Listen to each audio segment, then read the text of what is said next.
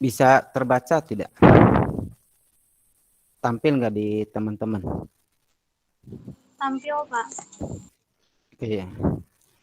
Oke, ya. Bismillah, kita memulai pertemuan di pagi hari ini. Kita akan membahas tentang landasan dinamika dan tantangan pembelajaran Pancasila.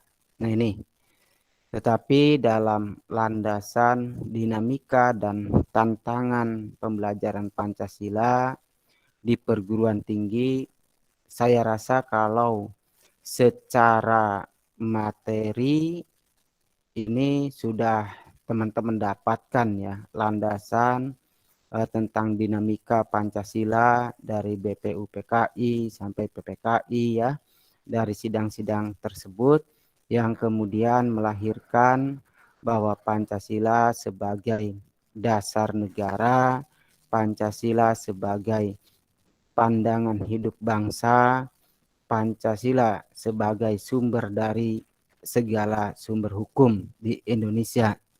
Nah itu.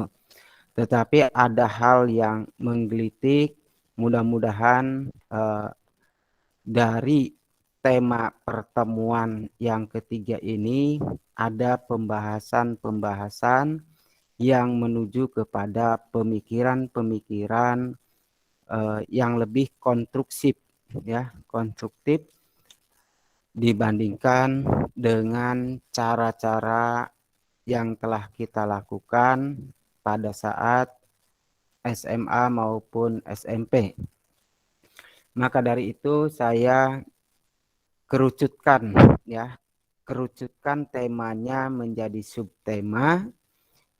Kalau di sini kita melihat landasan dinamika tantangan pendidikan Pancasila, saya akan coba kerucutkan ya, yaitu menelusuri sosialisme dalam Pancasila. Nah, sekarang kan banyak sekali fenomena-fenomena yang berkenaan dengan suka atau tidak sukanya seseorang terhadap falsafah negara, falsafah bangsa yang namanya Pancasila. Bahkan tidak sedikit juga sosial itu selalu diidentikan dengan saudara kita yang berasal dari Tiongkok, kemudian negara-negara lain yang menganut paham sosial ya, sehingga kita sendiri terjebak ya, terjebak kepada saling bermusuhannya, saling berbeda pendapat yang tanpa ada landasan-landasan yang jelas akan pengetahuan tentang sosialisme. Sementara di dalam Pancasila, terutama sila yang kelima, yaitu keadilan sosial bagi seluruh rakyat Indonesia. Itu juga memuat suatu paham yang dinamakan ya atau tidak lepas dari kata sosial.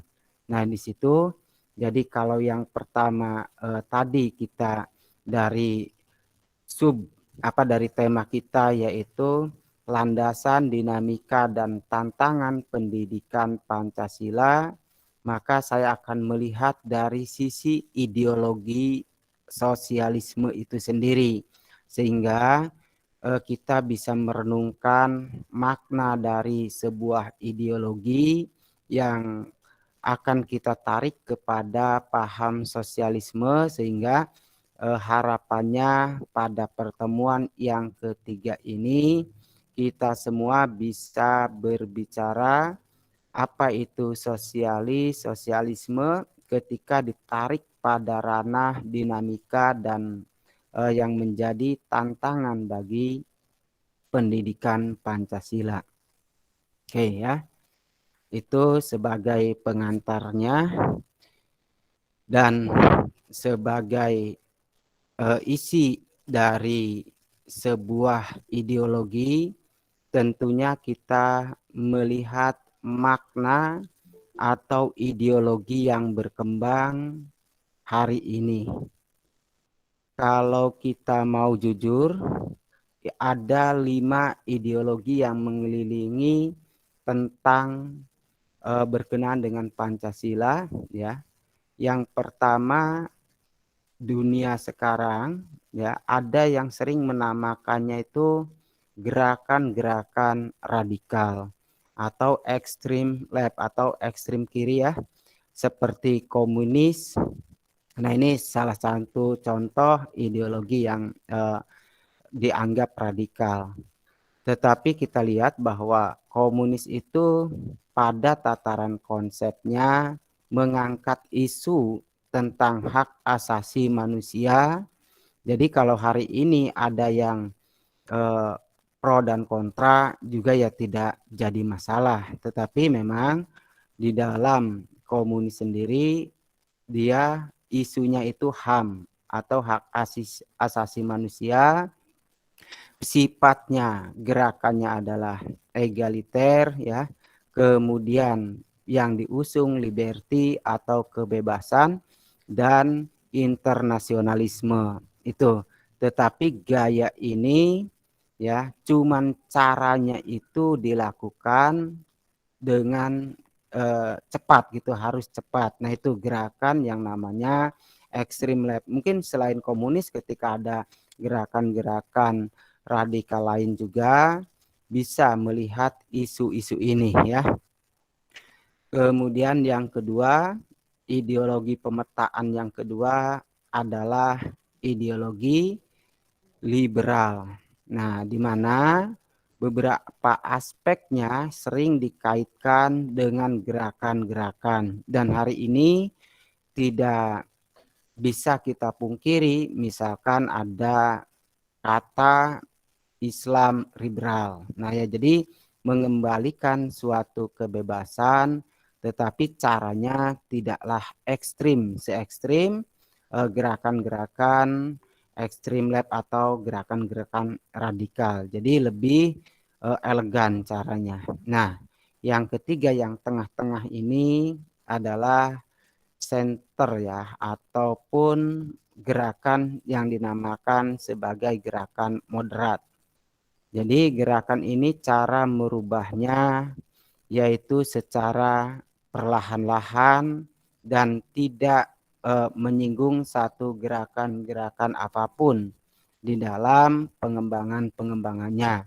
Nah, gerakan semacam ini mungkin hari ini diwakili yang menyentuh kebudayaan, yang menyentuh adat istiadat, diwakili oleh salah satunya yang bersifat moderat dalam hal budaya, dalam hal kemasyarakatan, itu diwakili oleh Nahdlatul Ulama. Nah, itu kan gerakannya sangat moderat.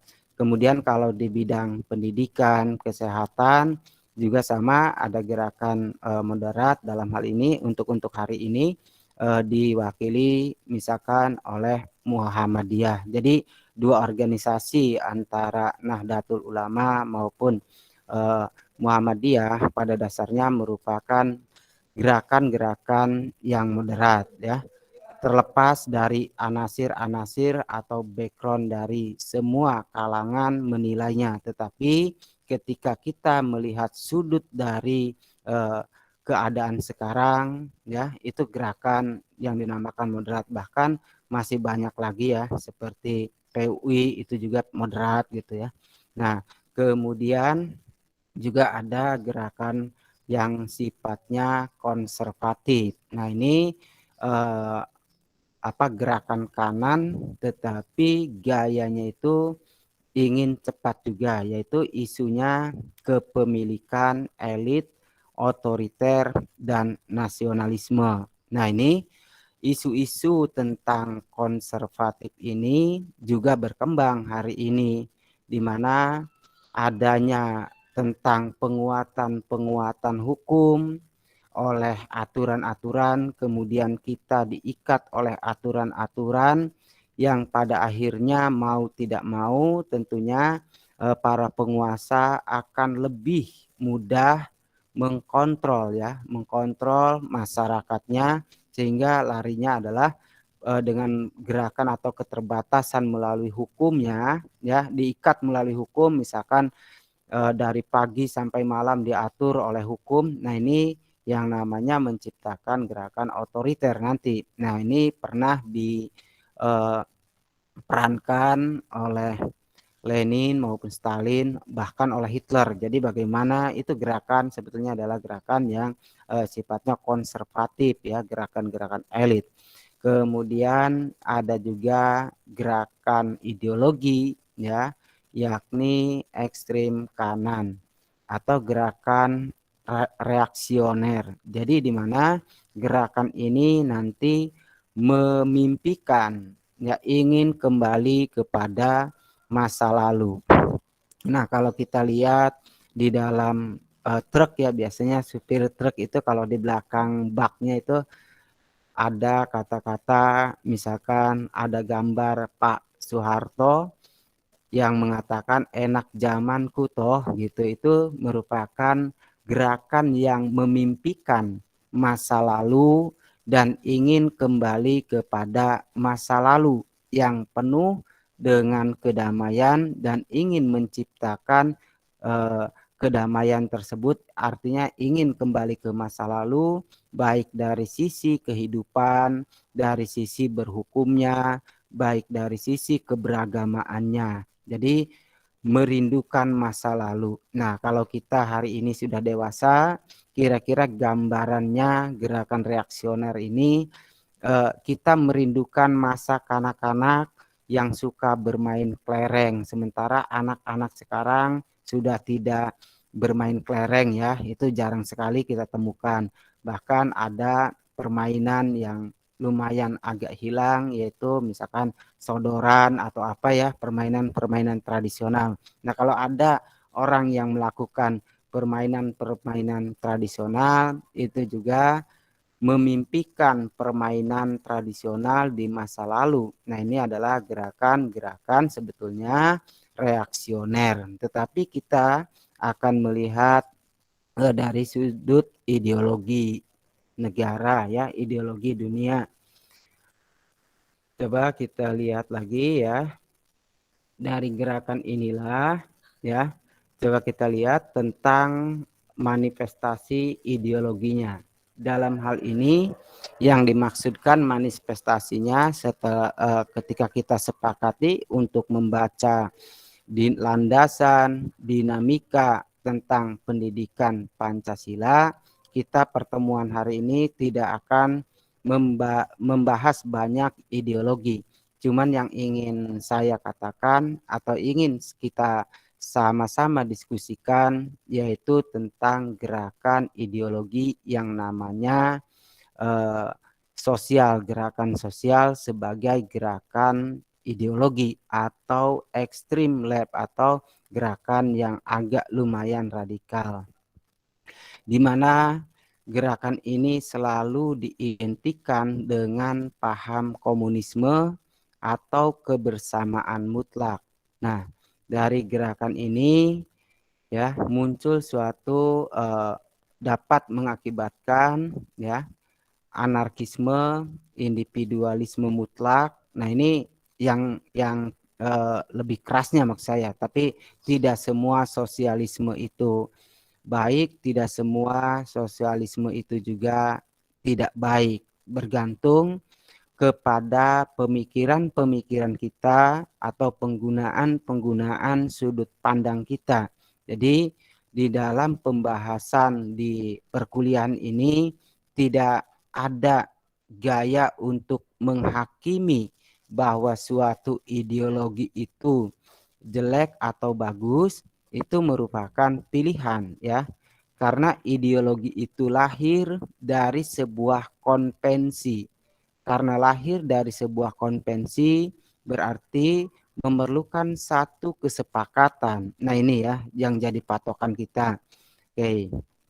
Kemudian juga ada manifestasi atau wujud dari ideologi selain sosialis ya, juga ada liberal atau yang menyesuaikan dengan keadaan. yang dapat menimbulkan gerakan-gerakan konservatisme atau ekstrim yang kanan ya, dan itu dimanifestasikan dalam ideologi fasis, biasanya gerakan-gerakan semacam ini. Oke ya, itu manifestasinya. Kemudian kita lihat selain manifestasinya juga, yakni ada peta sudut pandang ekonomi politik ya. Nah ini ada juga kalau kita memetakan bagaimana gerakan dari ideologi sosial ini, dia akan ada 5 kategori ya. Ya, di dunia ini ada 4 kategori tentang gerakan sosialis yang dilihat dari sudut pandang ekonomi politik. Yang pertama yakni demokrat sosialisme. Nah, kalau di dalam paham demokrat sosialisme, politik itu bebas, ya. Setiap warga negara di dalam bidang politik diberikan kebebasan, baik untuk mencalonkan maupun dicalonkan menjadi pemimpin itu bebas, ya. Tetapi yang dipegang hanya satu sebetulnya ketika demokrat sosialisme, yakni ekonomi dikontrol oleh negara. Nah, gerakan ini mungkin nanti ada partai-partai yang di Indonesia kan sering sekali 5 tahun itu partainya baru-baru ya. Kita lihat apakah suatu partai ini lebih condong kepada demokrat sosialisme, berarti dia akan melahirkan satu kebebasan politik, tetapi ekonomi itu akan tetap dipegang. Nah ini, kemudian ada komunisme, yakni di mana kalau dalam sudut pandang ekonominya bahwa kontrol politiknya juga dikontrol oleh negara dan ekonominya juga dikontrol ketat oleh negara. Jadi kalau tadi bedanya dengan demokrat sosialisme, ya ekonominya politiknya bebas tapi ekonominya yang harus dikontrol. Tapi kalau komunisme agak berbeda, kontrol politiknya sangat ketat dan ekonomi juga sangat ketat dikontrol. Jadi dua-duanya itu berada di ranah-ranah negara, dan negara itu harus ikut campur penuh terhadap dua kategori politik maupun ekonominya. Yang ketiga yaitu dari sudut pandang demokratik kapitalisme, ya itu dari sisi sudut pandang ekonomi politiknya, yakni ekonominya bebas tetap dan politiknya bebas. Nah ini adalah satu perjuangan teman-teman itu bisa melihat ketika melihat partai politik Indonesia itu letaknya di mana ya. Kemudian yang keempat adalah fasis, politiknya maksimum tetapi ekonominya bebas. Oke. Nah, kalau melihat kategori peta sudut pandang ekonomi politik, kira-kira Indonesia ini berada di sudut pandang yang mana? Oke ya. Mari kita diskusikan. Di sini ada Kang Mustopa Tono. Selamat pagi Kang Mustafa. Pagi Pak Ya, dosen. ya, alhamdulillah ya sehat ya Kang. Alhamdulillah sehat Pak. Ya, ini kita akan mendiskusikan 4 kategori ya dalam sudut pandang politik ya, politik ekonomi. Kalau Indonesia kira-kira gerakannya ada di mana ini? Apa yang pertama, kedua, ketiga, atau justru kita pasis? Nah, itu kira-kira ya kita melihat keadaan Indonesia sekarang gitu. Mangga Kang Mustopa. Menurut saya sih pertama sepertinya Pak, demokrat sosialisme. Demokrat Jadi sosialisme. bebas, Politiknya bebas, tapi ekonominya tidak bebas ya, dikontrol oleh negara gitu. Contohnya gimana tuh Kang? Kenapa Kang lebih condong kepada bahwa Indonesia saat ini sebetulnya adalah demokrat sosialisme. Yang apa ya, dohirnya kita lihat kan Hmm. siapa yang bisa ikut berkecimpung dalam politik artinya kan bebas. Tapi secara ekonomi kok kita merasakan ya semakin turun atau yang semakin melonjak seperti ada yang kita seakan kan kita itu wajib berhutang. Iya, iya. Mungkin seperti itu yang dirasakan ya. Saya bukan pelaku politik gitu, Pak. Iya, iya. Oke, ya itu argumentasi dari Kang Mustafa ya, sah-sah saja gitu kan ya. Karena itu adalah tadi kita tidak boleh menghakimi satu ideologi karena setiap orang punya sudut pandang yang berbeda tuh Kang ya. Oke, kalau sudut pandang dari Kang Jejen gimana Kang Jejen?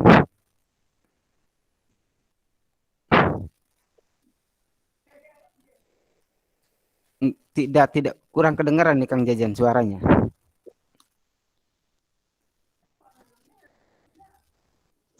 Nggak ada suaranya, Kang.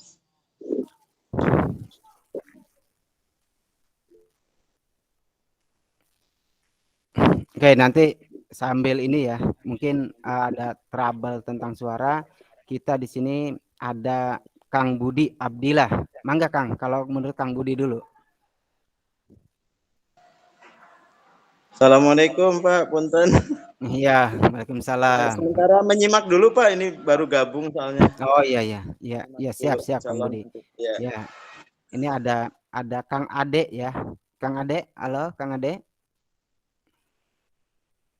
Halo Kang Ade. Nah, trouble juga ya Kang Ade. Oke, di sini ada Teh Wenang ya. Gimana Teh Wenang?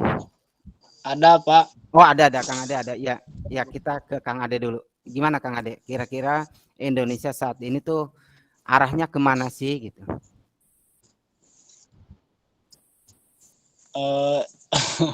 Jujur aja, Pak, masih belum mengamati gitu, belum menyimak tadi. Oh, ya siap ya. Di sini ada Teh Wenang. Gimana Teh Wenang? Masih Iya. Gimana Teh Wenang kira-kira? Ya Pak, menurut saya tuh ini termasuk komunisme, kontrol politik maksimum dan ekonomi maksimum ya. Iya. Karena ekonomi Indonesia saat itu kalau dilihat dari sudut pandang perempuan, sebenarnya ekonomi Indonesia tuh berada di atas 5%. Di atas 5% nilai-nilainya itu tuh cukup baik. Tapi padahal Indonesia itu menaikkan presentasi angka ekonomi tersebut gitu, menurut pandangan perempuan ya.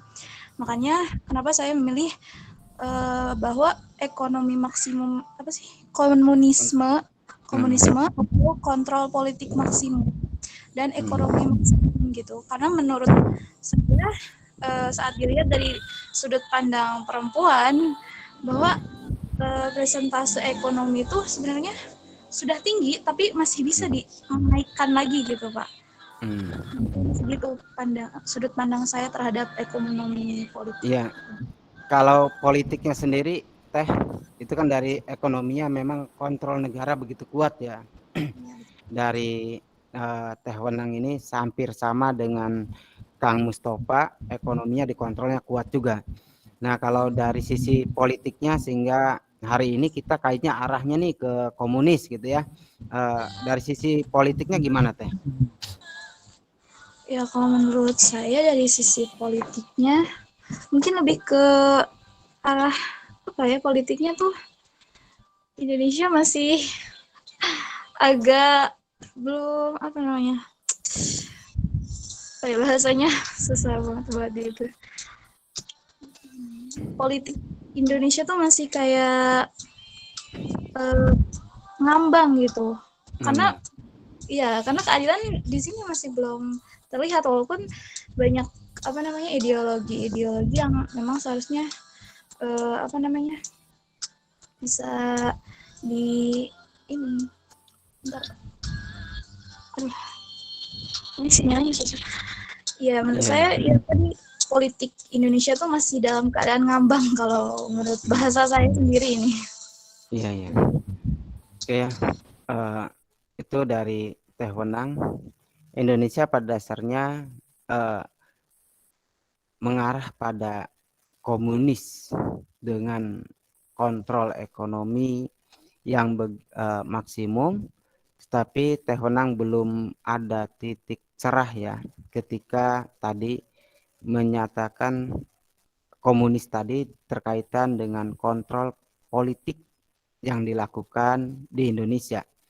Ya, itu nanti kita cari di mana kontrol-kontrol politik yang sifatnya maksimum itu seperti apa. Ya, di sini kita sapa ada Teh Nunung Rohayati ya. Mangga Teh Nunung.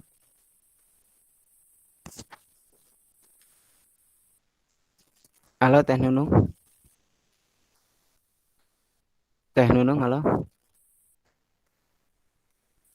Atau Kang Jejen sudah bisa ini Kang, suaranya.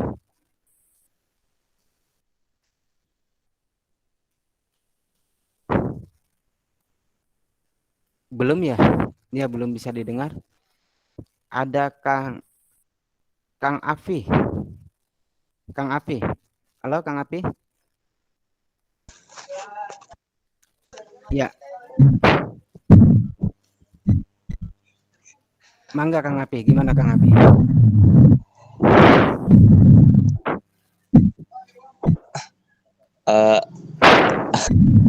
Gimana ya?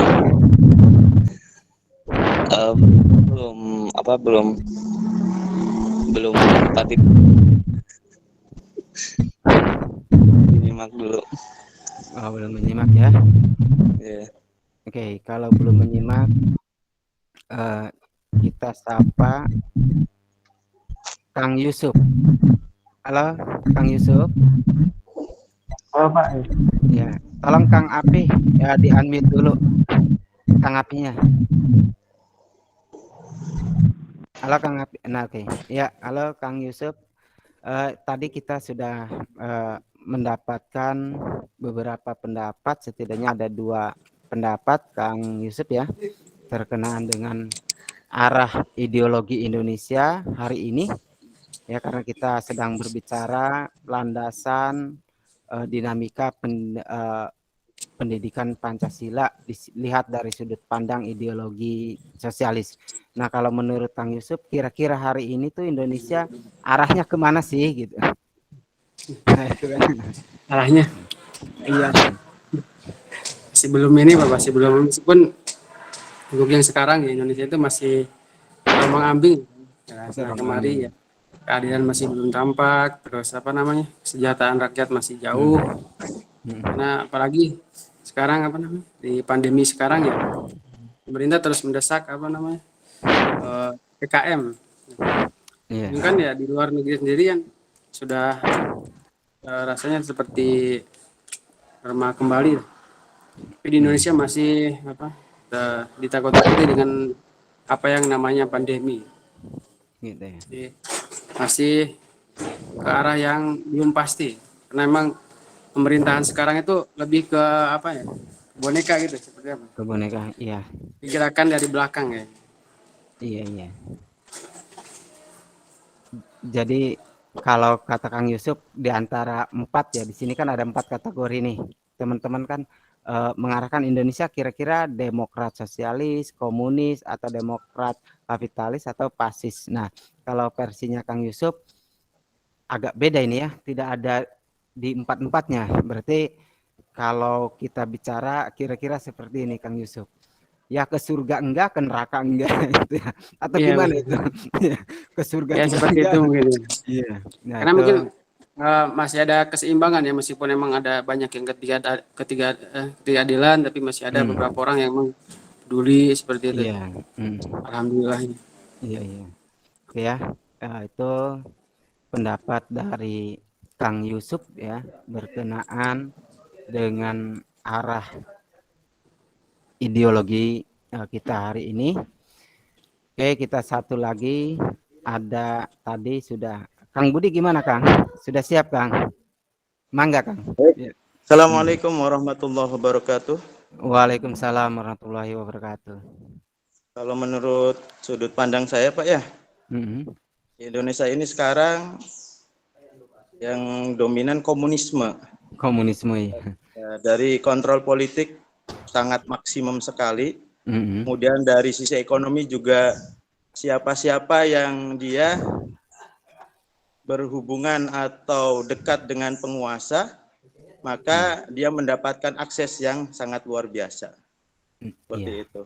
Di satu sisi yang lain, kebebasan berpendapat seolah dibungkam seperti sekarang. Iya, iya. Demo mahasiswa pun dihadapi dengan tindakan represif dari aparat. Dan menurut saya itu sangat berlebihan sekali gitu. Toh kita kan negara demokrasi. Kenapa ketika ada peluang untuk melakukan kritik ya, kritik yang membangun kok dibalasnya dengan tindakan kekerasan gitu. Mungkin Iya. itu saja Pak. Terima kasih. Oke ya. Kalau dari 1, 2, 3, 4 ya yang sudah berargumentasi, kalau tadi dari Kang Yusuf tidak mengarah ke 4 ini, tetapi dari 3 orang. Kalau dari Kang Mustafa itu dia lebih kepada Indonesia mendekatkan diri, kalau politik sih bebas, tapi ekonomi memang dikontrol secara ketat. Ya, jadi kalau versinya Kang Mustafa, Indonesia hari ini itu lebih kepada demokrat sosialis. Tapi yang lebih ini ada 2 orang ya, 2 orang menyatakan Indonesia lebih kepada komunisme untuk hari ini. Karena politik yang maksimum dikontrol, kemudian ekonomi juga maksimum dikontrol gitu ya. Jadi dan itu pun terbukti ya. Walaupun saya bertanya kepada 4 orang ya, satu kategori tidak memilih kategori kan gitu. Satu Kang Mustafa kepada sudut pandang demokrat sosialis dan 2 orang pada komunis. Dan itu kan yang menjadikan ada korelasi dengan budaya ya, budaya hari ini, bahkan banyak yang menilai Indonesia memang arahnya ke komunis ya. Nah gitu ya, itu sah-sah saja gitu, itu kan adalah satu argumen-argumen yang memiliki dasar. Oke, kayaknya Kang Jejen udah bisa nih Kang Jejen. Gimana Kang Jejen? Siap. Ya, nah itu udah bisa ya. Mangga Kang. Mungkin kalau menurut saya bisa dibilang masih bisa dibilang masuk ke demokrat sosialisme, yaitu politik bebas, ekonomi dikontrol. Namun dalam pengejawantahannya gitu condong memang ke komunisme gitu. Jadi kalau dari segi aturan ataupun kebijakan-kebijakan baik yang disusun oleh pemerintah eksekutif ataupun legislatif itu memang menurut saya masih dalam kategori satu. Kan dalam pengaplikasiannya gitu kadang oknum-oknum pemerintahan ataupun pejabat itu ada penggiringan ke arah komunisme. Jadi saya baca itu secara halus gitu. Jadi ketika kita menjudge untuk menyebutkan bahwa Indonesia itu komunisme, itu tidak bisa dibuktikan dengan kenyataan gitu. Tapi dalam bahasa ini dalam hakikatnya seakan-akan menuju ke komunisme. Mungkin begitu Pak pendapat saya. Terima kasih. Yeah. Oke, itu ya tambahan dari Kang Jejen bahwa ternyata walaupun tidak secara kasat mata Indonesia itu diarahkan kepada satu yang namanya komunisme ya. Nah itu. Nah ini silakan nanti bisa dikaji kembali apakah Indonesia itu nanti arahnya ke komunis, demokrat, sosialis ataupun kapitalis, bahkan fasis sendiri.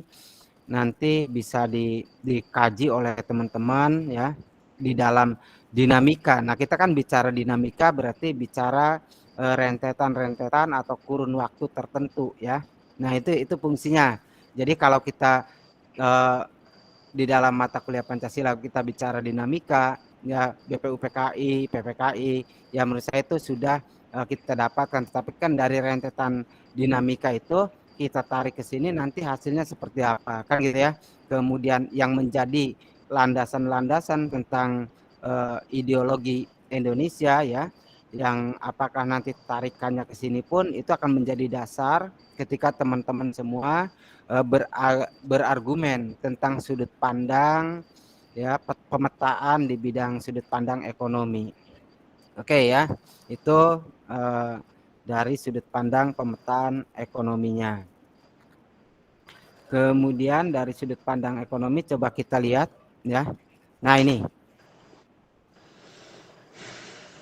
Kang Jejen bisa di-unmute dulu nggak?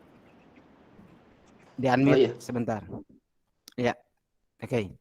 Nah, mari kita definisikan nanti arah Indonesia apakah juga mendekati kepada sosial ya, kategori sosial ini kita harus melakukan terlebih dahulu yang namanya pendefinisian. Ini sangat penting ya, di mana ada 3 pendefinisian terkait dengan sosial.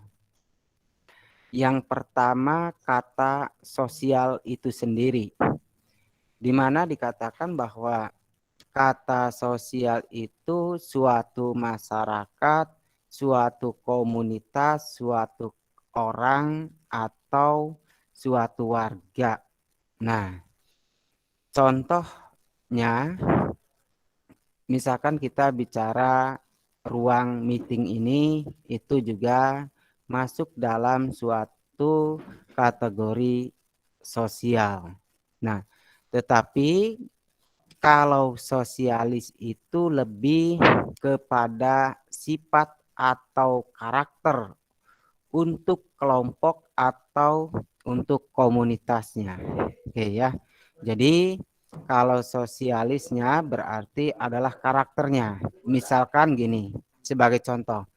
Kalau Kang Jejen selalu membicarakan tentang hak masyarakat, segala sesuatunya masyarakat, sebetulnya Kang Jejen punya sifat sosialis ya. Nah ini nanti biar teman-teman maksud saya tidak terjebak ya ketika memperdebatkan sosialis, menjelek-jelekan sosialis, justru kita di dalamnya kita justru segala sesuatu itu mementingkan masyarakat. Nah, itu adalah sifatnya. Kalau semuanya juga sama, misalkan Teh Wenang, Kang Mustopo ya, Kang Yusuf, Kang Budi, Kang Saleh ya, itu selalu berbicara tentang hak atau hak masyarakat, keinginan masyarakat. Itulah nilai atau sifat karakter seorang yang sosialis. Nah, maka dari situ kenapa sila kelima itu keadilan sosial, karena memang kita selalu berbicara di dalam karakter kehidupan bangsa Indonesia ya, ada nilai-nilai kemasyarakatan. Nah, tetapi pada masa zaman kolonial di abad 19 kita selalu digiring pada hal-hal tertentu, yakni dari sisi hukum. Dari sisi hukum di abad 19 kita terjebak pada pemberian kepastian hukum. Nah, nanti di abad 19 itu ada pengkategorian hukum ya, sehingga timbul bahwa satu kepastian hukum itu sebetulnya mengabdi ya. Adanya kepastian hukum itu mengabdi kepada para penguasa yang dimunculkan oleh berbagai institusi-institusi hukum, sehingga masyarakat dibuat tidak berdaya dengan hukum-hukum masyarakatnya. Nah ini makanya keadilan sosial itu ya sebetulnya untuk mengkanter ya, nilai-nilai keadilan sosial itu mengkanter kepastian hukum warisan dari zaman Belanda yang lebih mengutamakan kepada karakternya, yaitu karakter kepastian. Misalkan gini, ada nenek-nenek mencuri. Nah, yang seperti saya bilang kemarin, itu harus dihukum. Ya memang karena kalau tidak harus diadili ya, bukan dihukum. Harus diadili. Karena yang digunakan konsepnya adalah equality before the law. Artinya setiap manusia memiliki kesamaan di depan hukum. Jadi tidak memandang itu usianya berapa, tetapi ketika kata mencuri itu harus diadili. Nah, agak berbeda ketika kita menggunakan konsep karakter sosial. Kita akan mempertimbangkan kenapa nenek itu mencuri. Nah, kasihan, jangan diadili. Kan itu karakter sosial kita. Tetapi kepastian hukum juga tidak serta-merta menyebabkan bahwa itu berdampaknya negatif. Karena hal ini sebetulnya untuk mencegah. Nah, kepastian hukum juga untuk mencegah perbuatan-perbuatan yang serupa. Kalau misalkan nenek-nenek yang mencuri tidak diadili, walaupun saya yakin akan pengadilannya itu hasilnya mereka akan dibebaskan gitu ya. Nah, kalau dia tidak menjalani proses hukum, dikhawatirkan misalkan ada Kang Jejen, ada Teh Wenang ya, ada Kang Yusuf, ada Kang Budi, itu memanfaatkan neneknya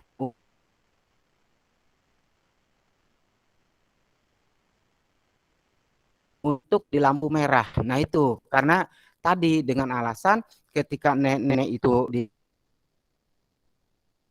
neneknya yang masih punya nenek dimanfaatkan untuk mencuri. Nah, itu bahaya sekali. Jadi itu dampak positif dari kepastian hukum ya, walaupun kita di sisi lain melihat bahwa sifat karakter manusia Indonesia yaitu yang mengutamakan kepentingan kelompok atau komunitasnya, itu nanti sudut pandangnya berbeda. Jadi ada nilai sosial bahwa kata mencuri pun tidak serta-merta dapat dikenakan hukuman ya. Itu nanti kajiannya adalah kajian tentang antropos ya, kajian yang dilakukan misalkan Kang Jejen ada di Ciamis ya, menurut masyarakat Ciamis kalau mengambil akan mengambil mangga atau Ciamis nggak ada mangga, adanya apa namanya yang kayak dukuh itu yang ininya tebal loh, Kang Jejen. Pisitan. Ya, pisitan ya. Nah, kalau ada orang mengambil pisitan, kan kita biasa-biasa saja kalau orang Ciamis. Bener nggak? Ngambil pisitan di depan rumahnya dimakan kan biasa ya bagi orang Ciamis. Nah, itu berarti kata mencuri tidak semuanya dapat dihukum karena orang Ciamis akan memandang seperti ini. Ya, alhamdulillah di Cisannya ada yang makan kan gitu ya. Nah, begitu juga daerah lain juga memiliki karakter yang berbeda. Nah, itu adalah kajian dari karakter sifat manusia Indonesia yang sosialis. Kemudian kalau sosialisme itu sendiri apa? Yaitu suatu ideologi. Nah, artinya gini, ketika teman-teman menemukan kata isme di dalam kata dasar atau melekat pada suatu kata, ada kata isme biasanya itu mengacu kepada ideologi. Nah, ideologi ini dapat dikatakan sebagai prinsip. Nah, kalau ideologi sosialisme berarti adalah prinsip kebersamaan yang dijalankan oleh masyarakat suatu negara. Oke ya, itu patokannya. Nah, kalau demikian berarti nilai-nilai yang terdapat di dalam sila kelima juga menandakan bahwa ada ideologi sosialisme yang digunakan sebagai prinsip kebersamaan yang dijalankan oleh masyarakat kita. Nah, kalau nanti ada yang anti sosialisme, ternyata juga makna sosialisme mungkin mereka yang anti karena beda pemahaman. Tetapi sebetulnya makna sosialisme sendiri sangat bagus ya kalau kita menelusuri dari sosialisme yang menjadi ideologinya. Oke ya. Kemudian coba kita lihat yang lainnya selain sosialisme. Nah, ini kita lanjutkan. Nah, oke ya. Ada satu yang namanya latar belakang dari sosialisme.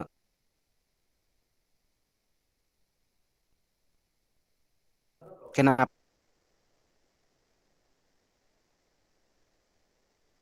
Pancasila juga nanti berbicara tentang keadilan sosial.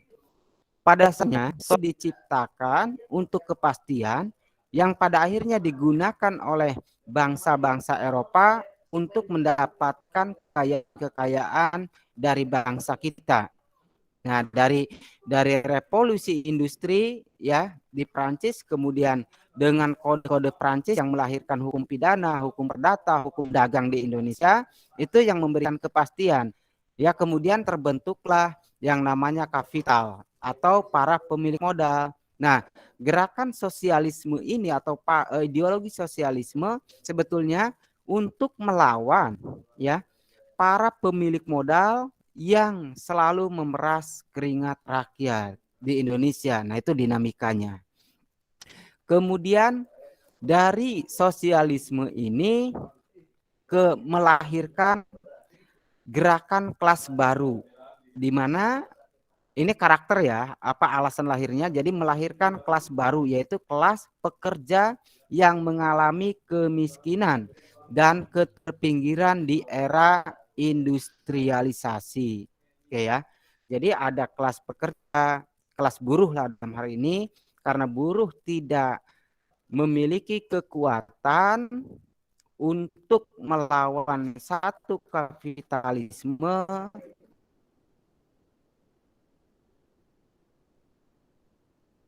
melawan revolusi industri,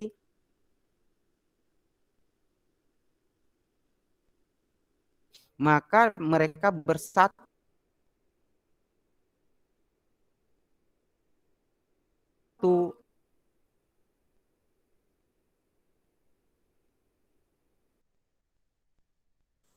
Suaranya putus-putus ya, Pak.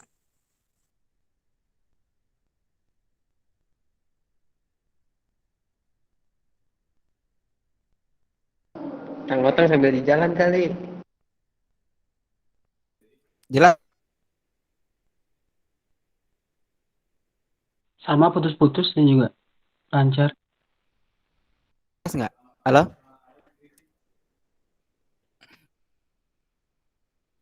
Oh iya. Kang Salam, Maaf Pak, putus-putus jelas suara? tadi, Pak. Oh iya. Suara saya sekarang jelas kedengaran? Sekarang jelas, Pak. Oke Ya, ya. sekarang jelas. Jelas, Pak. Oke. Jadi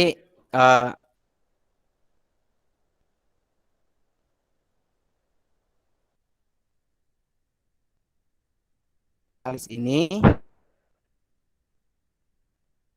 Indonesia lahirnya Partai Komunis. Nah ini awalnya bagus ya. Gerakan ini adalah untuk melawan kaum kapital ini. Tetapi nggak tahu di Indonesia arahnya agak berbeda ini. Ini yang mungkin teman-teman nanti punya pandangan kenapa partai tersebut memiliki arah yang berbeda.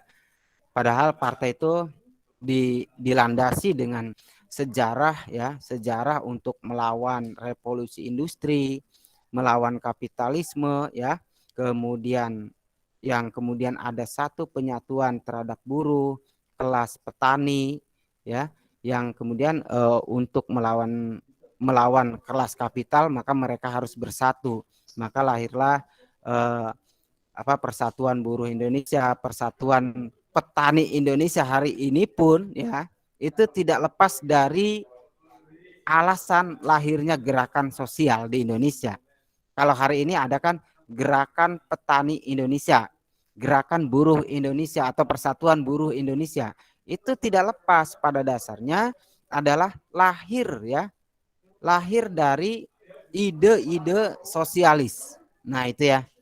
Oke, kalau ada teman-teman yang tidak suka dengan sosialis hari ini dengan kuliah ini ya monggo berpikir kembali ya. Kalau kita lahir dari sini, kita menciptakan satu komunitas baru untuk melawan kapital, ya itulah gerakan lahirnya atau alasan-alasan kita semua lahirnya gerakan sosial. Oke, mungkin ada tanggapan Mangga? Baik yang suka maupun tidak suka terhadap sosialisme ya. Mangga mungkin ada Kang Otang. Mangga Kang Otang, gimana Kang Otang?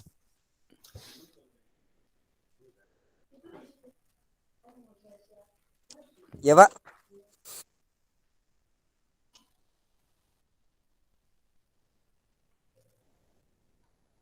atau Kang Saleh? Mangga Kang Saleh. Gimana Kang Saleh? Suaranya Oh, putus-putus, Pak. oh iya ya. Berarti sinyalnya kurang bersahabat nih. Kang Saleh, suara saya jelas nggak Kang? Kalau Kang Saleh? Sekarang jelas nih, Pak. Jelas sekarang, Pak. Iya ya. Mangga, mungkin Kang Saleh bisa memberi argumentasi tentang lahirnya gerakan buruh di Indonesia, gerakan tani di Indonesia. Kalau melihat dari catatan ini, ternyata mereka didasari oleh gerakan sosialisme ya gitu. Mangga Kang Saleh. Ya, bismillahirrahmanirrahim. Assalamualaikum warahmatullahi wabarakatuh. Waalaikumsalam Tentang gerakan warahmatullahi wabarakatuh. sosialisme ini kalau saya ya, tentang gerakan sosialisme ini kalau saya lihat sih, Pak, memang agak ini ya, kalau saya lihat sih mendukung. Karena mereka tuh nggak, kalau bahasanya tuh tidak akan ada gerakan kalau misalkan memang tidak ada yang mengusik ya. Soalnya jujur soal yang keadaan sekarang kan perekonomian ya, pertanian itu sudah agak minim ya. Mereka tuh dari kalangan investor barat cenderung untuk mengeksploitasi SDM ya, SDA, tapi tanpa memperhatikan itu, Pak, tanpa memperhatikan efeknya gimana. Contohnya sama yang dulu-dulu pernah viral tuh, yang apa sih yang itu tuh, yang tambang batu bara tuh, Pak, kan pernah viral ya itu ya. Itu kan efeknya tuh ke pertanian, Pak, yang kenanya itu kan pertanian. Dari segi alamnya kan jadi rusak, otomatis pertaniannya itu alamnya ya jadi nggak mendukung karena terlalu banyak kerusakan. Jadi saya kira ya wajar sih kalau misalkan memang ada pergerakan seperti itu. Mungkin solusinya agak berat juga ya, Pak. Karena ini ada kaitannya dengan pemerintahan. Ya itu sih lebih ke ini. Gerakannya itu kita harus langsung ke pemerintahannya itu kan. Jangan terlalu banyak mengasih keleluasaan untuk investor barat mengeksploitasi sumber daya kita. Dibatasi lah gitu kan. Jangan sampai sama seperti Freeport ya, yang benar-benar udah diambil alih sama Amerika. Karena khawatirnya semakin memburuk keadaan perekonomian kita. Toh alam-alam kita sendiri masa dikelola sama orang lain gitu, Pak, bahasanya teh. Ya mungkin itu aja sih dari saya. Oke, terima kasih Kang Saleh ya. Mungkin ada yang akan menambahkan. Kang Otang, gimana Kang Otang? Halo? Iya, Pak. Ya, gimana Kang? Saya sih masih sepandangan sama Kang Saleh, Pak. Jadi kan pemikiran saya sih yang dilihat yang sekarang tuh, Pak, banyak yang emang istilahnya asing, jadi ngambil alih tuh, Pak. Itu sih ya hampir sama kayak Kang Saleh sih, pada intinya kayak gitu sih, Pak.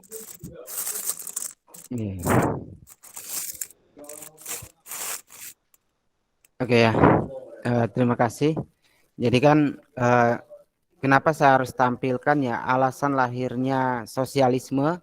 Kadang kan kita membenci ya karena nanti akan melahirkan katanya sosialisme ini adalah partai komunis. Tetapi terlepas dari lahirnya partai komunis, ada nilai ya bahwa kita harus mengetahui bahwa lahirnya sosialisme itu sebagai counter ya, sebagai counter dari revolusi industri dan kapitalisme. Nah itu awalnya. Nanti kita akan tahu bagaimana counter-counter itu kemudian apakah berhasil atau gagal. Nah ya. Oke ya. Nah ini kita tadi sudah bicara tentang lahirnya sosialisme. Kemudian baru kita lihat coba ya konsep kunci sosialisme. Nah ini biar tidak kita semua bisa memahaminya dengan baik. Yang pertama, konsep kuncinya yakni kepentingan semua atau kepentingan komunitas. Nah, ini konsep kunci. Jadi kalau ada komunitas, kepentingan untuk komunitas itulah sebetulnya kunci dari sosialisme. Kita punya komunitas para petani, kemudian komunitas para petani bersatu untuk kepentingan semua para petani, itu juga sama dengan konsep sosialisme. Begitu juga dengan buruh, ya begitu juga dengan guru, misalkan ada sekarang Persatuan Guru Republik Indonesia, ya pada dasarnya sama, itu adalah komunitas mereka, ya. Jadi bukan, sekarang sudah menjalar, bukan hanya komunitas para pekerja, komunitas para petani, ya di Indonesia berkembang pada komunitas para guru, ya para santri, para kiai. Tetapi ada satu kecelakaan ketika dihadapkan sebetulnya komunitas ini adalah untuk mengkanter gerakan kapital, yaitu lahirnya komunitas baru yang dinamakan sebagai komunitas pengusaha. Oke, ya ini permasalahan kita hari ini, ya, lahirnya komunitas dari kata kunci komunitas atau kepentingan semua komunitas, justru di tingkatan kapital sendiri dengan menggunakan konsep kunci sosialisme, mereka ada Persatuan Para Pengusaha Indonesia. Nah, yang kemudian melahirkan bahwa semua pekerja harus tunduk juga pada mereka. Nah, ini kelemahan ya, sebagai mereka cepat sekali para kapital melakukan counter terhadap gerakan-gerakan yang namanya sosial. Kemudian juga kunci yang kedua yaitu adanya kerjasama, ya, atau gotong royong. Jadi setiap komunitas juga sama, dan ini juga bukan hanya dari kalangan sosialis tapi dimanfaatkan juga untuk ranah-ranah yang lain oleh para kapital, dimanfaatkan. Kemudian yang ketiga, equality. Nah, tujuan dari gerakan sosialisme ini pada dasarnya adalah kesetaraan. Nah, kalau sekarang ada kan istilah kesetaraan gender. Nah, ini sebetulnya berasal dari gerakan sosialisme, ya. Nah, yang dilakukan oleh kaum feminis gitu ya. Kemudian sosial sciences, jadi suatu sistem ekonomi yang tidak berimbang antara pekerja dan majikan. Nah, jadi sistem sosial kelas ya, sistem sosial kelas awalnya diawali tidak imbang antara buruh dengan majikan. Itu lahirnya kunci, konsep kunci yang melekat pada semua sosialisme. Kemudian yang kelima yaitu common ownership. Nah, bahwa perusahaan yang mempekerjakan para pekerja juga jangan menekan pekerja, karena perusahaan itu pada prinsipnya juga pekerja memiliki perusahaan, memiliki hak di dalam perusahaan itu. Nah, ini gerakan-gerakan dari sosialisme. Makanya tidak heran juga menurut saya melihat dari kriteria sejarah panjang tentang gerakan sosialisme ini melahirkan apa yang dinamakan sila kelima, yaitu keadilan sosial, ya. Kemudian coba kita lihat, nah ini ya, jenis sosialisme. Oke, kalau kita lihat jenis dari sosialisme itu ada dua, sehingga nanti yang menghasilkan partai komunis ya, ini ada perjalanannya loh. Jadi suatu partai punya sejarah-sejarahnya tersendiri. Ada tiga yang bisa kita petakan. Yang pertama, sosialis yang bersifat utopis. Nah, kalau Karl Marx ya, Karl Marx itu sosialis yang bersifatnya utopis. Karena kenapa? Gagasan Karl Marx hanya merupakan angan-angan, tidak melihat aplikasi di lapangan. Nah, ini kelemahan ya. Jadi Karl Marx itu mencita-citakan masyarakat yang sama, keadaan yang sama, masyarakat tanpa kelas, tetapi tidak melihat kondisi di lapangan. Dia hanya ingin kita sama-sama, tapi tidak eksekusi. Misalkan Kang Saleh sudah menikah, Kang Saleh.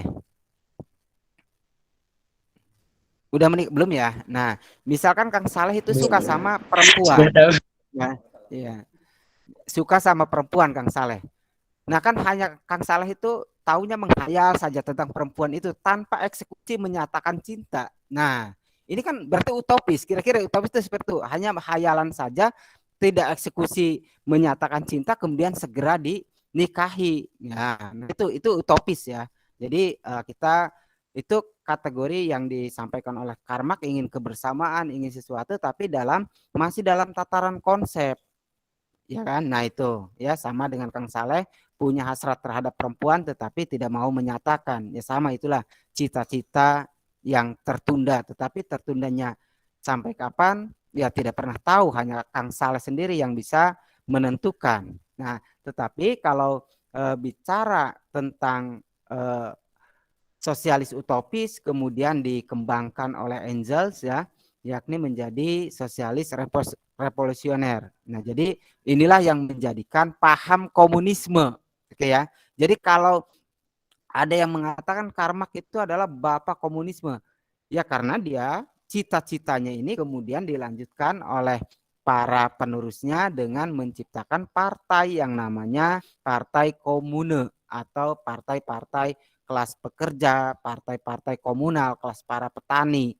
Nah ini ya, untuk mengkantar gerakan-gerakan liberal ataupun kapital saat itu. Nah, jadi kalau nanti Kang Saleh sudah dapat menyampaikan hasratnya, berarti Kang Saleh langkah yang kedua itu masuk gerakan revolusioner. Ya, kan ada revolusi untuk mendapatkan perempuan, dan ketika perempuan itu siap Kang untuk dinikahi, nah Anda kan membuat satu kesatuan, itulah partai, ya, partai keluarga kan gitu.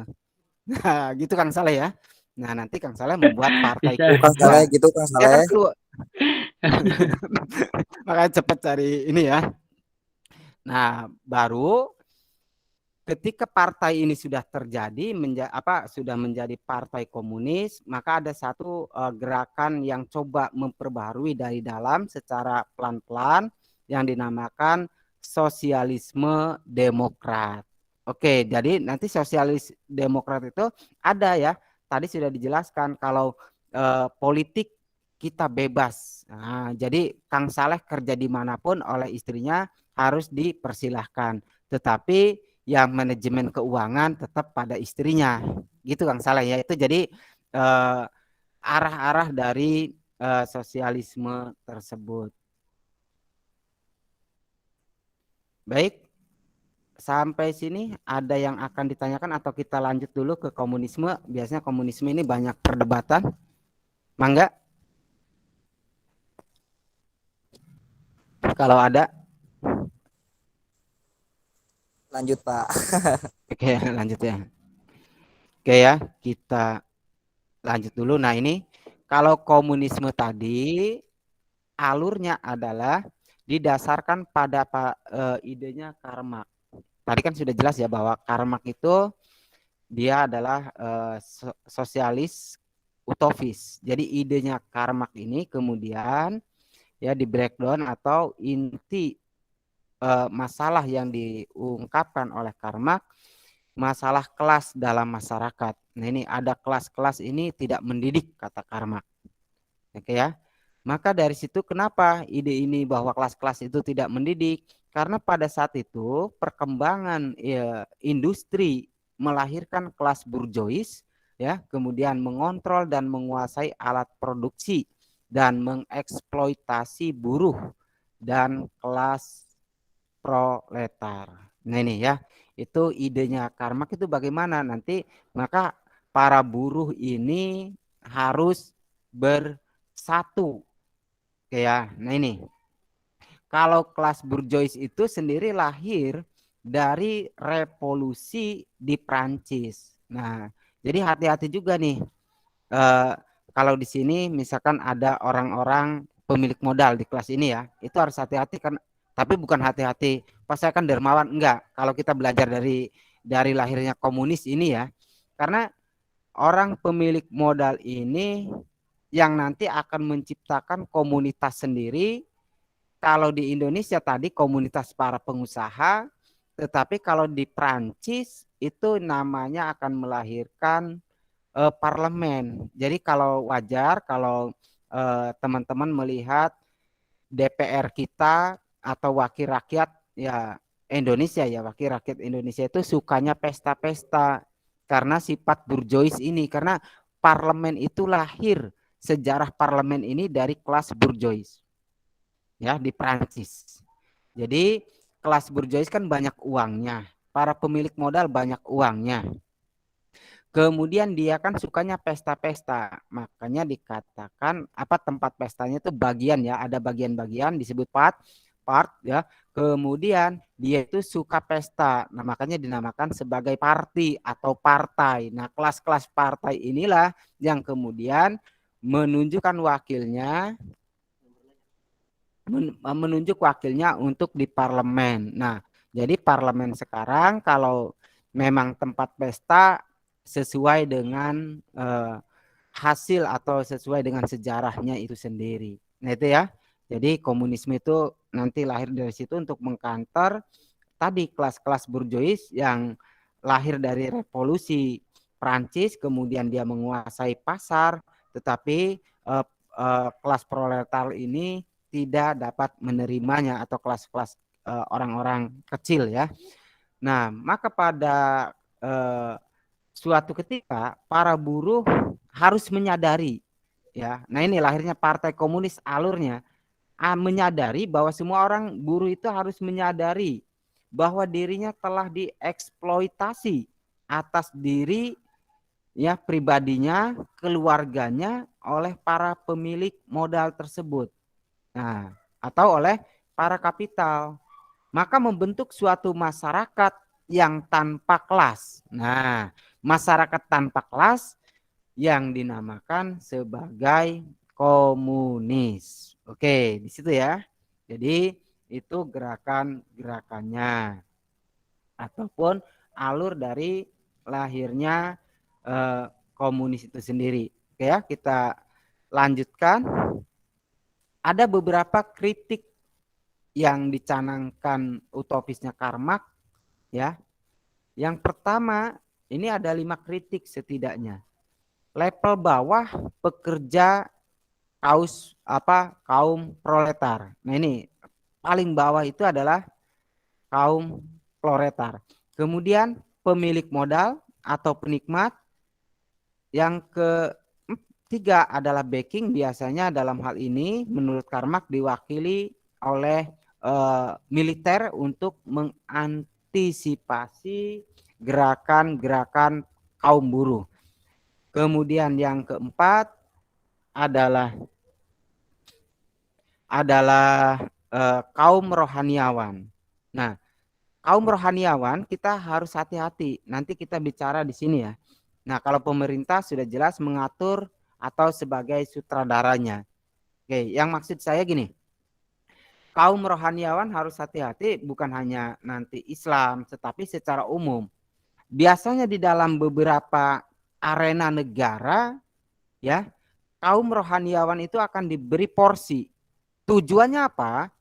Ketika ada gerakan-gerakan sosial yang maju itu para rohaniawan untuk mengkanter. Rohaniawan tentunya rohaniawan yang dibayar. Ya, yang dibayar kemudian mengeluarkan dalil bahwa Anda dilarang demo, Anda dilarang ini gitulah. Harus manut pada pemimpin, kan banyak ya gerakan sekarang ini. Nah, kita harus hati-hati loh melihat gerakan semacam ini, dan itu real dibayar oleh para penguasa. Makanya nanti mungkinkah hari ini yang dikatakan tadi oleh Mas Mustopo ya dikatakan oleh Kang Mustafa, kemudian Kang Jejen ya, kemudian Mbak Wenang gitu. Ada ya Kang Apih gimana? Halo Kang Apih. Halo?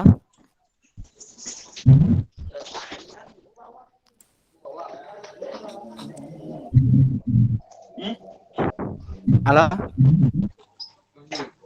halo Kang Aping.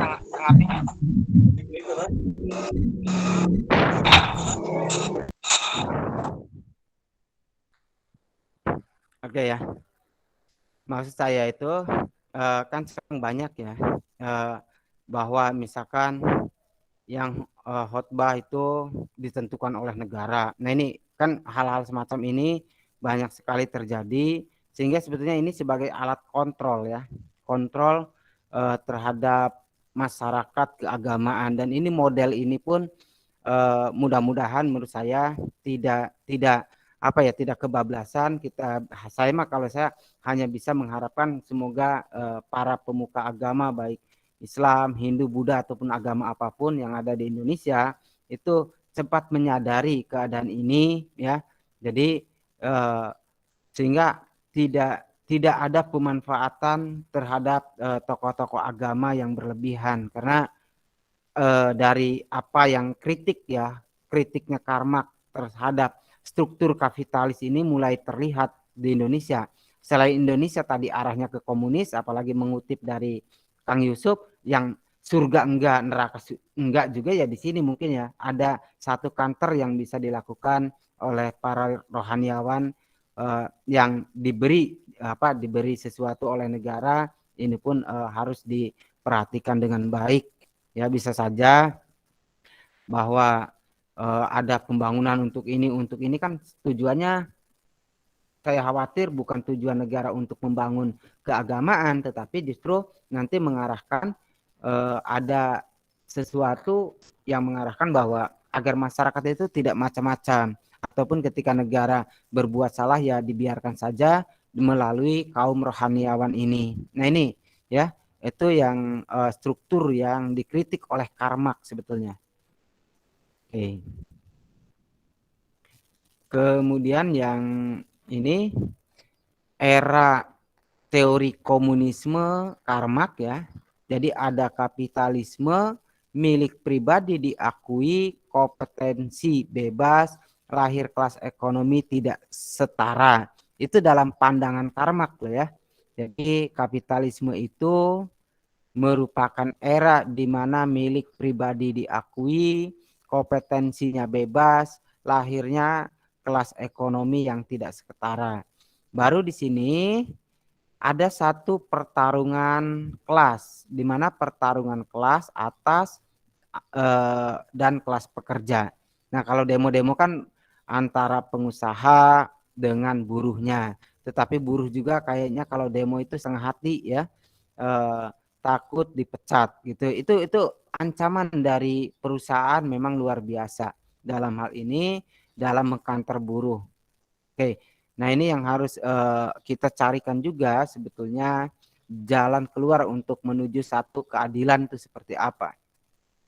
Kemudian ada harus revolusi proletar, kelas pekerja merancang pemberontakan, melakukan kelas ini yang harus dilakukan menurut Karmak. Kemudian lahirlah sosialisme kelas, menguasai industri dan pemerintah, kesetaraan ekonomi, masyarakat tanpa kelas, kelemahan teori Karmak itu bisa melahirkan diktator. Nah ini kan kalau diktator, jadi ternyata teori sosialis juga ketika digunakan secara berlebihan itu bisa melahirkan diktator. Ya kalau kita bisa di dalam beberapa periode hari ini, periode hari ini banyak sekali misalkan kita menilai pemerintahan kita diktator atau sebelumnya juga diktator sebelumnya, yaitu karena ada sosialisme ya, gerakan sosial yang dimanfaatkan karena masyarakat tanpa kelas, maka akan dimunculkan satu aturan yang ketat. Nah, aturan yang ketat ini sebetulnya untuk melindungi penguasa ya, biar dia bebas. Maka dalam hal itu harus ada lahirnya yang namanya komunis. Ini menurut versinya Karmak. Versi yang dari teori utopisnya Karmak ini, maka lahirnya masyarakat tanpa kelas, negara tidak dibutuhkan lagi. Nah, kalau masyarakat artinya tadi karena sosialisme nanti bicara tentang internasionalisme ya, maka yang poin yang kelima ini mengharapkan masyarakat tanpa kelas dan negara tidak dibutuhkan lagi.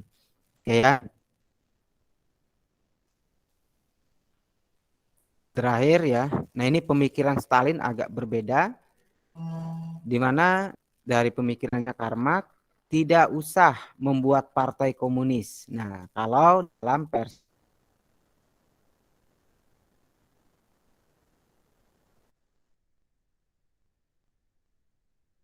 Suaranya hilang ya, Pak?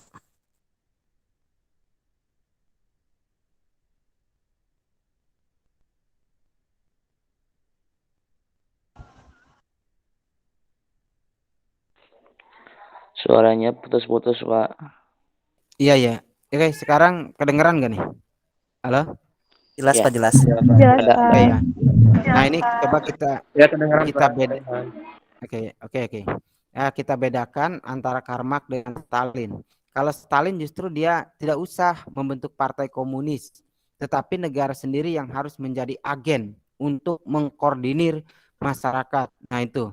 Makanya Rusia begitu kuatnya dengan sosialisnya ya, kemudian komunisnya kuat, yang di aktor utamanya adalah negara, yaitu para sosialis harus merebut kekuasaan dan tidak usah membuat partai karena ruwet juga. Nah itu.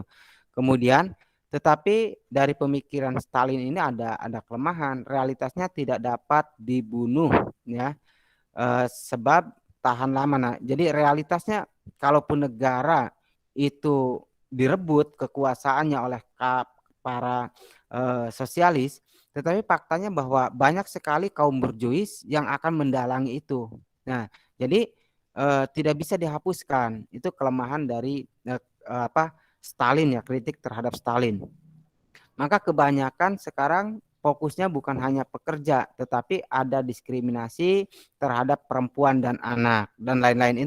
Itu fokus. Jadi ketika Stalin negara harus menjadi agen dari suatu pemikiran sosialis, ya ternyata dihadapkan pada pemilik modal.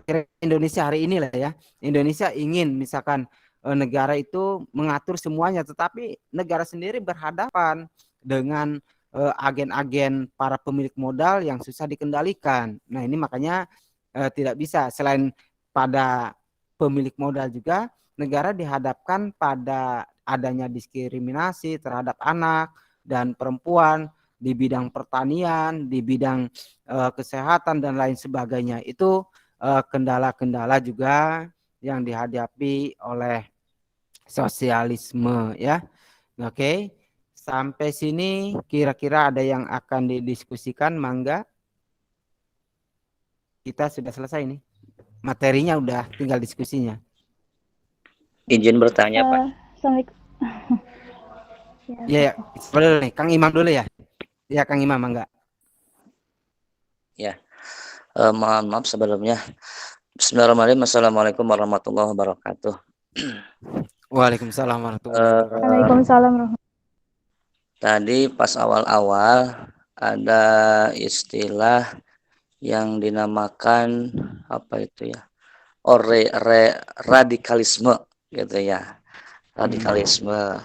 Nah kan saya lihat sekarang itu banyak istilah-istilah gitu ya dari kelompok-kelompok yang menyatakan itu kelompok radikalisme gitu ya.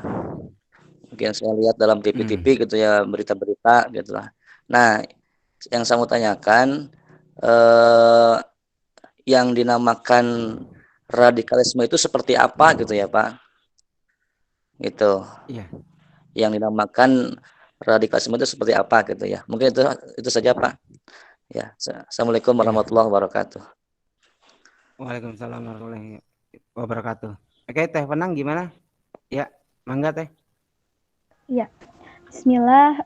Maaf Pak, sebelumnya tadi kan kita sudah banyak sekali membahas masalah-masalah yang muncul ya, yang disebabkan oleh yang dimisalkan apa tadi. Nah, saya tuh pengen tahu jadi gimana atau bagaimana sikap bijak kita sebagai mahasiswa terhadap kasus komunisme tersebut gitu Pak. Iya. Kan memang tadi banyak Iya. sekali kasus-kasus yang sudah terjadi dari komunisme gitu. Lalu bagaimana sikap bijaksana kita sebagai seorang mahasiswa terhadap komunisme tersebut gitu Pak? Makasih Bang. Iya. Oke. Terima kasih. Coba saya padukan ya pertanyaan dari Kang Imam dengan Teh Wenang. Ya, kita dari awal memang menemukan kata radikal, ya gerakan-gerakan radikal. Nah, itu istilah radikal yang berkembang hari ini pada dasarnya itu dipersepsikan, ya, yang berkembang hari ini saya melihatnya dipersepsikan pada hal-hal yang ranahnya negatif saja. Padahal kan kita sudah bilang bahwa kita tidak boleh menyatakan bahwa ini baik atau tidak baik, ya. Tetapi kita harus mengetahui lebih dalam bagaimana sebelum kita berargumentasi. Betul sekali kalau kata Kang Imam. Kenapa sih ada gerakan radikal sekarang bentar-bentar radikal? Apakah radikal itu memang tidak baik? Tidak seperti itu, Mas Imam, pada dasarnya. Karena kalau kita telusuri istilah radikal itu adalah kata dasar dari radik, ya. Radik itu merupakan dasar ataupun akar dari suatu permasalahan. Jadi kalau Kang Imam ingin menyelesaikan permasalahan itu harus secara radikal, harus sampai ke akar-akarnya biar semuanya clear. Nah, itu. Tetapi masyarakat kita pemahamannya sudah digiring. Nah, ini permasalahan. Jadi sebetulnya permasalahan yang dihadapi oleh kita semua ketika ingin menyelesaikan sesuatu pada akar-akarnya dianggap radikal dalam versi mereka. Radikal itu misalkan suka membuat onar akhirnya ya. Padahal kan tujuannya adalah baik, ya. Mencari permasalahan itu bukan hanya di permukaan, tetapi harus sampai ke akar-akarnya. Oke ya. Nah itu Kang Imam ya. Jadi tidak semuanya yang namanya radikal itu tidak baik, tetapi justru karena ada penyimpangan makna menurut saya. Itu penyebabnya. Oh iya. Ya. Nah, menyambung kepada Iya kan ya, enggak? sekarang gitu ya hal-hal yang berbau Islam gitu ya. Melihat sama itu dalam berita gitu kan. Ya yang tadi Bapak bilang sedikit-sedikit kelompok radikal gitu ya. Padahal kan itu kalau kita lihat ya bukan berbau jadi apa namanya ya gitu menyampaikan kebaikan gitu ya. Tapi pandangan orang lain dia berkata radikal, dia berbuat radikal gitu ya. Iya. Gitu. Itu yang saya lihat gitu ya. Iya, itu pergeseran makna Kang ya. Jadi itu sebetulnya untuk mengkanter dan kalau secara konsep kenapa kata radikal itu sekarang sudah bergeser justru ini akan membunuh karakter bagi para ilmuwan, bagi para mahasiswa. Nah, tadi Teh Wenang ya, menyambung ke Teh Wenang. Kenapa membunuh karakter? Kan kata radikal yang seharusnya menggali atau menyelesaikan itu sampai tuntas ya Teh Wenang, tetapi kita hanya tidak dibolehkan ya, tidak dibolehkan mengkaji itu sampai tuntas. Begitu juga ketika mahasiswa misalkan melakukan satu aksi kemudian kan dipotong tek udah sampai sini gitulah. Jadi tidak tuntas yang akhirnya di antara mahasiswa juga sering berbeda pendapat tentang keorganisasian yang diperdebatkan bukan hal yang substansi tetapi hanya hal yang di dalam permukaan gitu ya. Contohnya gini. Ada yang lain yang mudahnya gini lah. Kalau di dalam Islam itu bahwa sholat subuh itu 2 rakaat gitu Mbak ya. Nah, kemudian wah ada yang pakai kunut, ada yang pakai kunut. Justru kita perdebatannya di situ loh ya. Nah, ini perdebatan yang tidak substantif menurut saya. Ya, tidak substantif.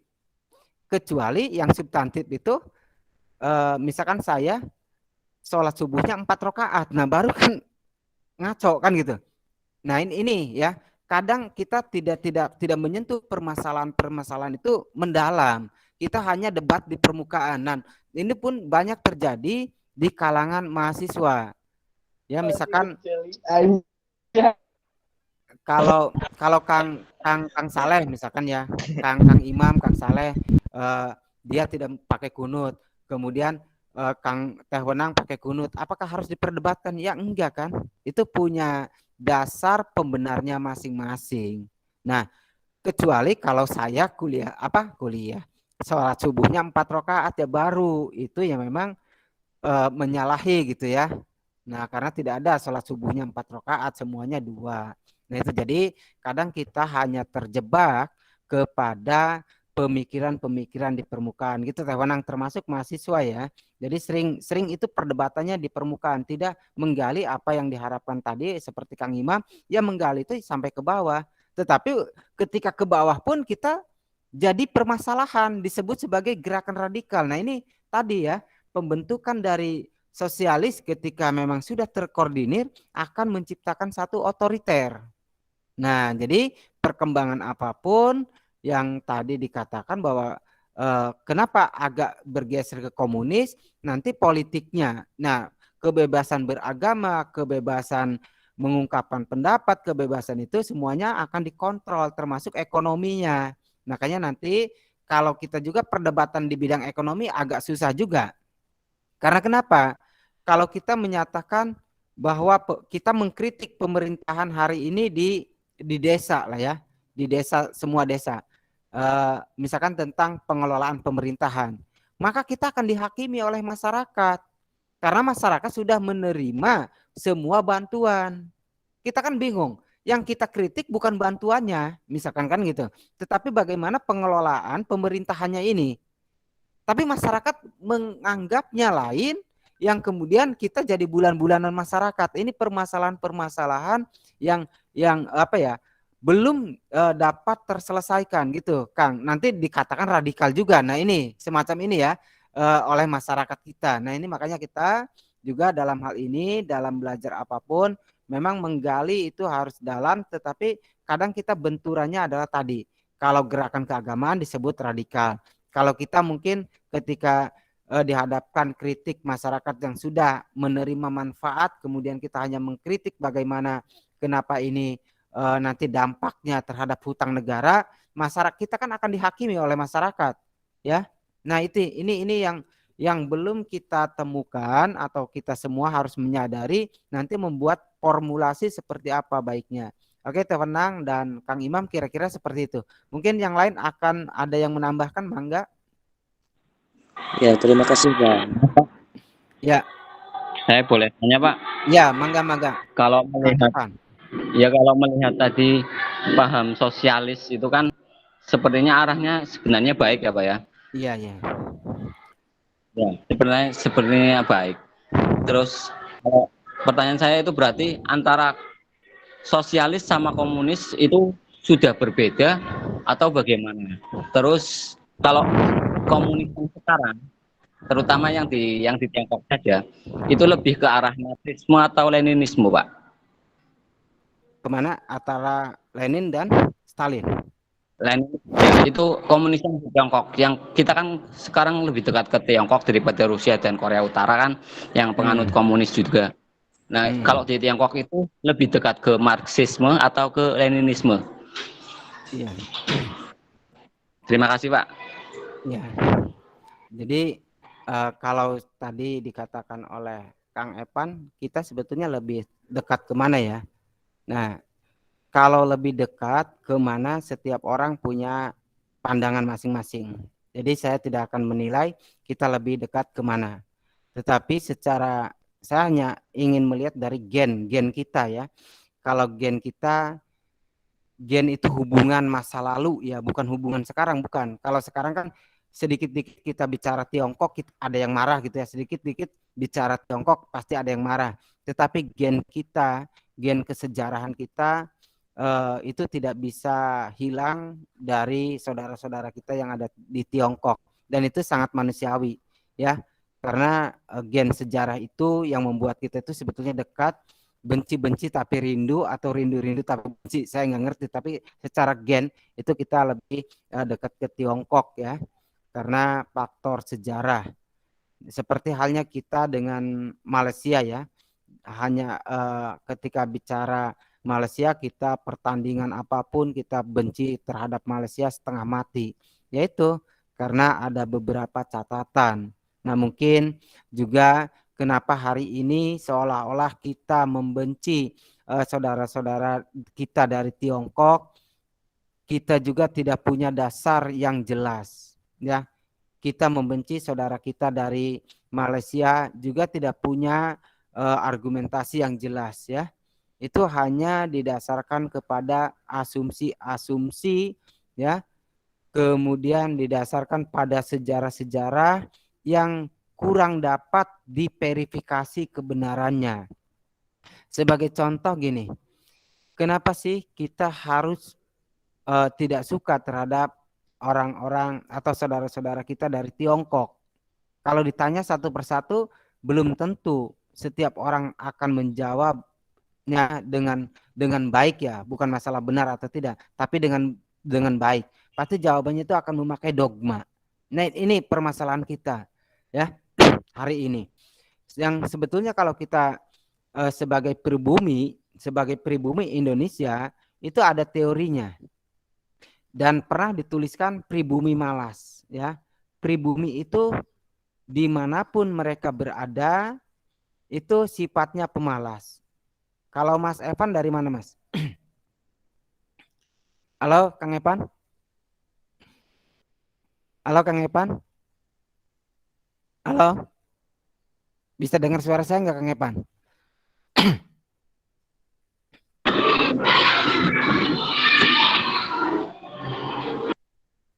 Halo Kang Evan? Ya. Saya Pak. Iya, dari mana Kang? Saya dari Tegal Pak. Oke, dari Tegal. Itu kan kalau dari Tegal kan berdiri banyak-banyak perusahaan tuh ya. Perusahaan sepatu, perusahaan apa sekarang kan sedang berkembang. Iya. Nah, coba Kang Evan perhatikan pekerjanya itu kan banyak dari luar. Sementara pribuminya itu kalau tidak jadi satpam, ya jadi centeng di sana. Semacam itu, Kang. Itu yang namanya kategori pribumi malas. Ya. Dan ketika saudara-saudara kita berkembang di Indonesia yang dari Tiongkok, dari Malaysia, dari Arab, kita kemudian memusuhi. Nah, itu sifat pribumi dimanapun, bukan hanya di Indonesia, itu hampir mirip ya.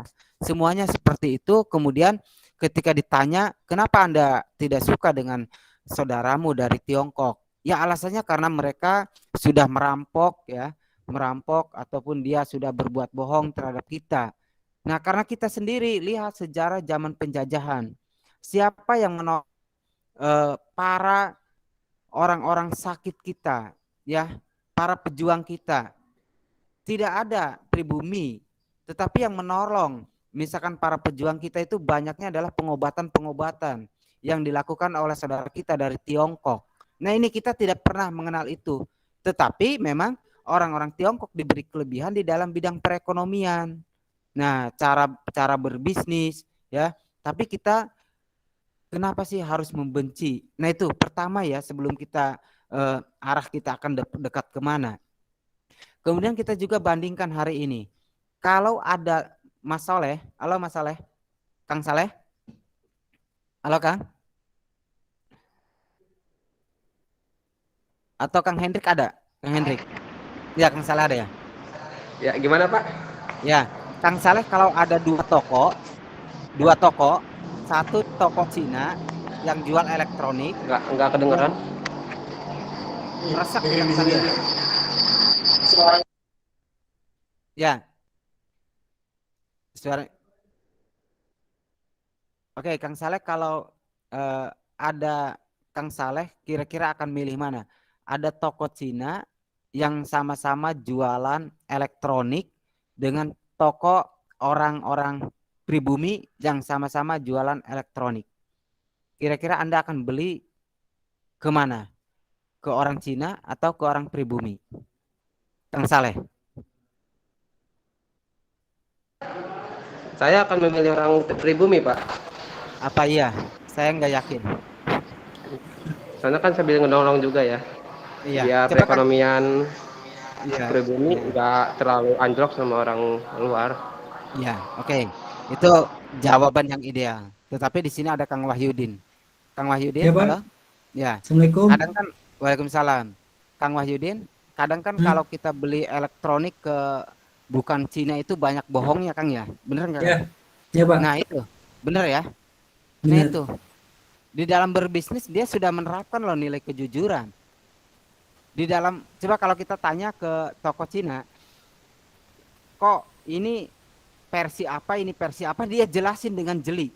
Ini kelemahannya di sini, ini kelemahannya di sini, ini keunggulannya di sini. Silahkan Anda pilih. Ya. Benar, Pak. Tetapi kalau kita tanya ke penjual dari pribumi, mana yang bagus? Bagus semua. Nah, kita bingung sebagai pembeli. Itu, ya. Ini menjadi permasalahan bagi kita, ya. Nah, itu jadi mari kita menyadarilah.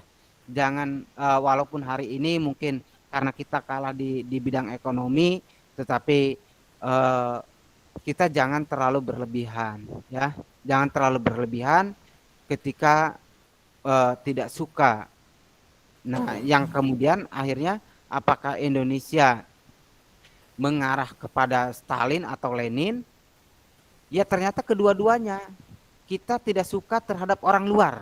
Nah, akhirnya kan gitu ya.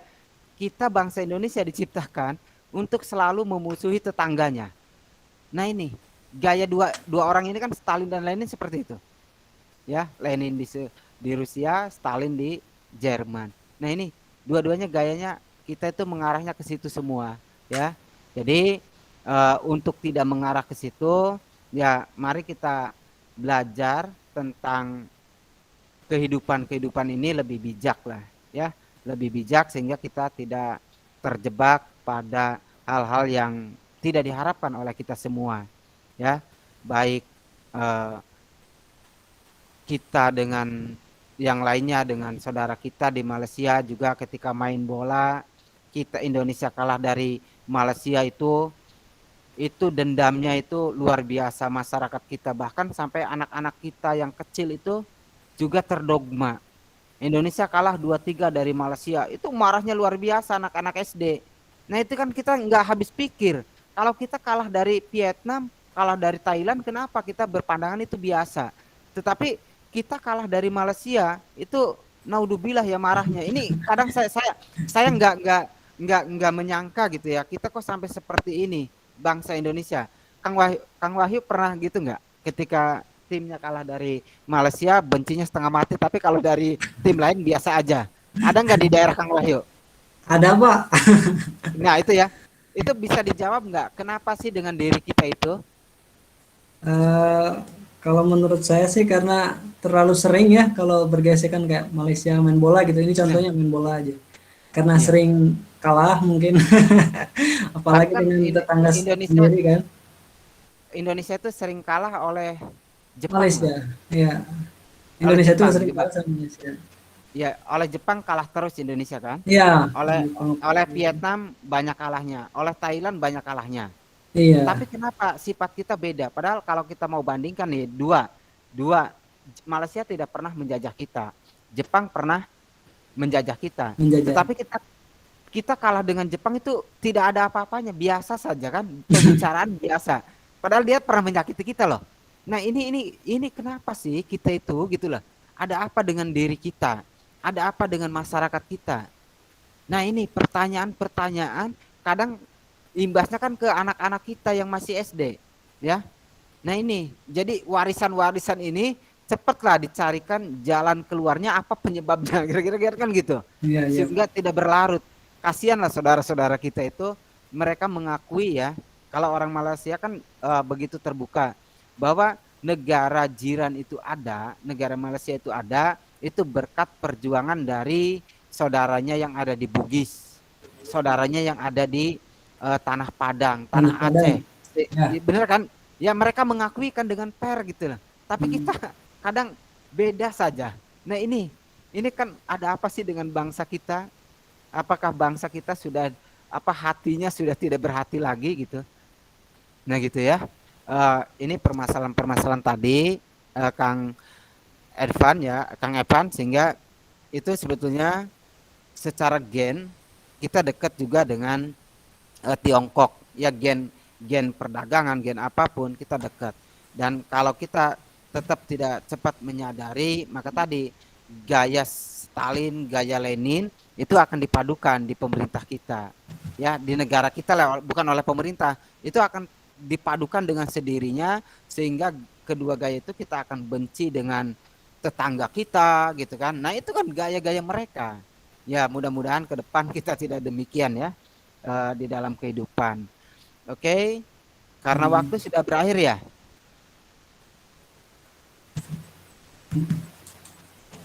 Iya Pak.